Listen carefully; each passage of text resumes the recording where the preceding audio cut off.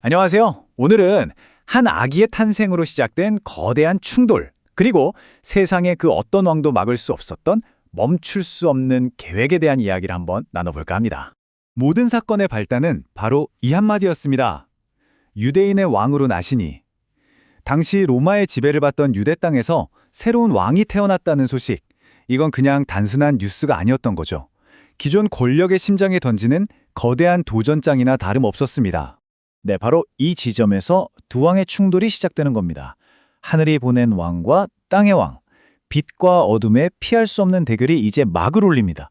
보시면 아시겠지만 이 둘은 정말 극과 극입니다. 한쪽은 자기 백성을 구원할 이스라엘의 목자이자 세상의 빛이고요. 반면에 다른 한쪽은 자기 권력만 지키려는 유대의 통치자, 즉 어둠의 세력이죠. 이건 애초에 공존할 수가 없는 운명이었던 거예요. 자, 그럼 이런 상황에서 질문은 아주 간단해지죠. 새로운 왕이 태어났다고 하는데 그럼 원래 있던 왕은 어떻게 반응할까요?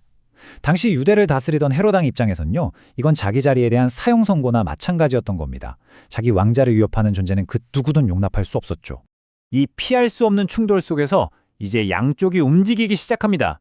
한쪽에서는 신의 보호가, 그리고 다른 한쪽에서는 인간의 아주 잔인한 분노가 폭발하게 되죠. 신의 보호는 아주 빠르고 조용하게 시작됩니다. 먼저 천사가 요셉의 꿈에 나타나서 아주 명확하게 알려주죠. 아기랑 어머니 데리고 이집트로 피해라. 딱 이 한마디예요. 이 지시 하나로 그들은 헤롯의 손이 닿지 않는 안전한 곳으로 몸을 피하게 됩니다. 정말 보이지 않는 손이 이들을 완벽하게 이끈 거죠.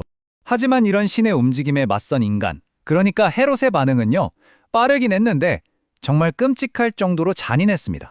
그의 분노는 결국 끔찍한 명령으로 터져나옵니다. 베들레헴이랑 그 주변에 사는 2살 아래 남자아이는 싹 다 죽여라. 아니, 자기 왕자 하나 지키겠다고 이렇게 수많은 무고한 생명을, 정말 인간이 보여줄 수 있는 어둠의 끝을 보여준 거죠. 자, 이 끔찍한 비극을 지나서 우리는 드디어 이 이야기의 가장 중요한 핵심으로 들어갑니다. 그건 바로 그 어떤 방해도 이겨내고 앞으로 나아가는 절대로 멈출 수 없는 구원의 계획에 대한 이야기입니다. 자, 그럼 여기서 가장 중요한 질문을 던져봐야겠죠? 과연 헤롯의 그 잔인한 행동이 신의 계획을 멈출 수 있었을까요? 한 인간의 광기가 이 거대한 구원의 흐름을 막을 수 있었을까요? 답은요, 아주 단호하고 명확합니다. 결코 없다. 절대 그럴 수 없었다는 거죠.